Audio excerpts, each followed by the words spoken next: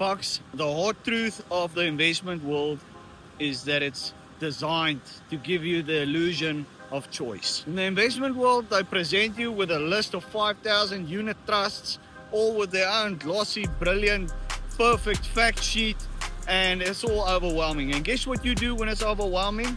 Right? You delegate. It's designed that way, to be confusing, to be overwhelming, to be too much. And then you go and pay somebody a fee to handle all the complexity because it's overwhelming. But here's the secret, folks. There's only a handful of asset classes that actually push the needle, all right? Handful of asset classes that actually give performance. I'm talking stocks, local and offshore, commodities, bonds, property.